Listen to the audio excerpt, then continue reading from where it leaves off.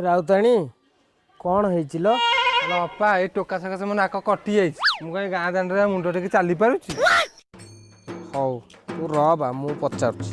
ଇଲୋ ଝିଅ କ'ଣ ହେଇଛି କିଲୋ ତୋର? ଭାଉଜ ତମକୁ ମିଛ ମତେ ସତ ଇଏ ମତେ ପିଇବା ପାଇଁ ପାଣି ମାଗିଲା।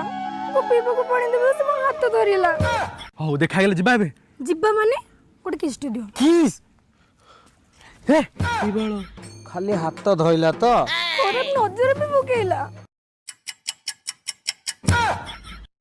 ଖରାପ ନଜରରେ ଚାହିଁଲା?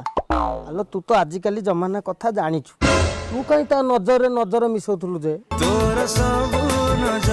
ଯାହା କହ ରାଉତାଣୀ ସଂସ୍କାର ଶିଖେଇନୁ। ଦେଖେ ରାଉତାଣୀ ଆମ ଗାଁର ଇଜ୍ଜତ କଥା ଲୋ, କଥାକ ଜମା ଆଗକୁ ବଢ଼େଇବାନି। ପୁଅକୁ ତାଙ୍କ ଗାଁରେ ଛାଡ଼ିଦେବା, 5-7 ଦିନ ଯାଉ ତାପରେ ଦେଖିବା କ'ଣ ହଉଛି ଆଉ, ନା କ'ଣ କହୁଛୁ ଲୋ? ଆଲୋ କନକ ଇଏ କ'ଣ ଯାହା କଲୁ ଠିକ୍ କଲୁ? ଏ ଗାଁ ଲୋକ ମୋ ଝିଅ ବିଷୟରେ କ'ଣ ଭାବିବେ?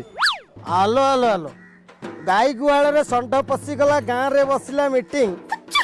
ଆଲୋ ଗାଈ ଗୁହାଳରେ ଷଣ୍ଢ ପଶିଗଲା, ଗାଁରେ ବସିଲା ମିଟିଂ। ସବୁ ଦୋଷଶାଳା ଷଣ୍ଢକୁ ଗଲା, ହେଲେ ଗାଈ କରିଥିଲା ସେଟିଂ ଲୋ। ଆଲୋ ତୋ ଝିଅ କଥା ତୁ କ'ଣ ଜାଣିନୁ? ତୋଠୁ ଅଧିକ ମୁଁ କ'ଣ ଜାଣିଛି? ଯାହା ହେଲା ହେଲା ଛାଡ଼। ଏ ରାଉତାଣୀ ତୁ ଗଲୁ ତୋ ଝିଅକୁ ନେଇ ପଳେଇଲୁ। ଘରକୁ ଆ, ଖବର ବୁଝି ତୋର ଆ। ଏ ଗାଁ ଲୋକ ସମସ୍ତେ ଗଲା ପୁଅକୁ ଛାଡ଼ିଦେବ ତାଙ୍କ ଗାଁରେ। ଆରେ ତୁ ସେଇ କୁନା ପୁଅଟି? ଆରେ ତୋ ବାବା ମୋତେ ଭଲସେ ଜାଣିଛି, କହିବୁ କନକ ଭାଉଜ ସହିତ ଦେଖା ହେଇଥିଲି ଅନେକି ହେଲା।